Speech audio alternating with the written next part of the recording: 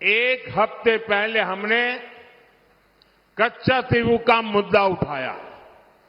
सरकारी दस्तावेजों से ये बात खुली कि कैसे कांग्रेस और डीएमके ने मिलकर तमिलनाडु का एक हिस्सा दूसरे देश को दे दिया।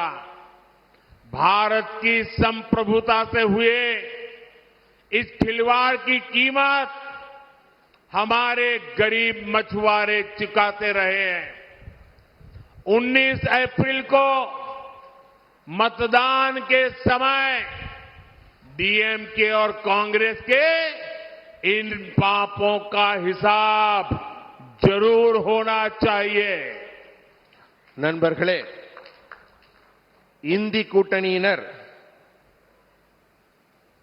எப்படி செயல்படுறாங்கங்கிறதுக்கு ஒரு முக்கியமான உதாரணம் சொல்றேன்.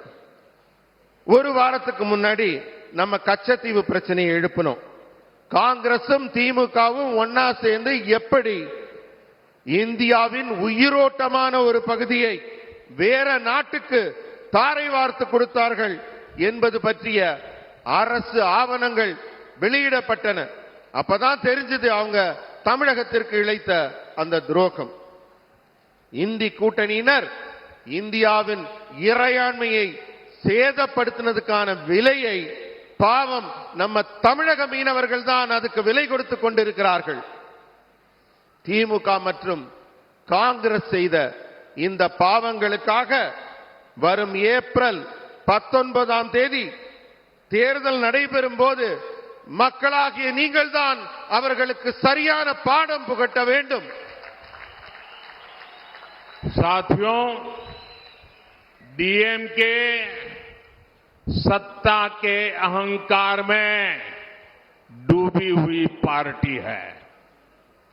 जब डीएमके के एक बड़े नेता ने हमारे युवा नेता अन्नामलाई जी के बारे में पूछा गया तो डीएमके नेता ने अहंकार में कहा, कौन है वो Annamalai? Who is that? Who is that? और अपमानजनक शब्दों का इस्तेमाल किया। यह अहंकार तमिलनाडु के महान कल्चर के खिलाफ है। यह अहंकार तमिलनाडु के लोगों की कभी पसंद नहीं आएगा।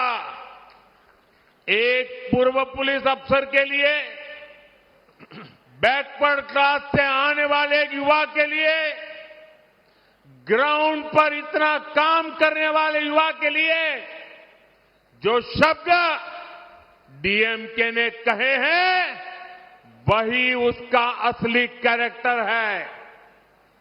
ये फैमिली पॉलिटिक्स करने वाले लोग हर युवा को इसलिए आगे बढ़ने से रोकते हैं।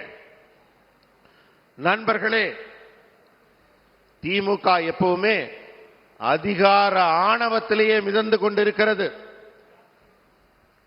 நம்ம பாஜகவின் தமிழக தலைவர் திரு அண்ணாமலை பற்றி திமுகவின் ஒரு தலைவர் கிட்ட ஒரு கேள்வி கேட்கிறாங்க.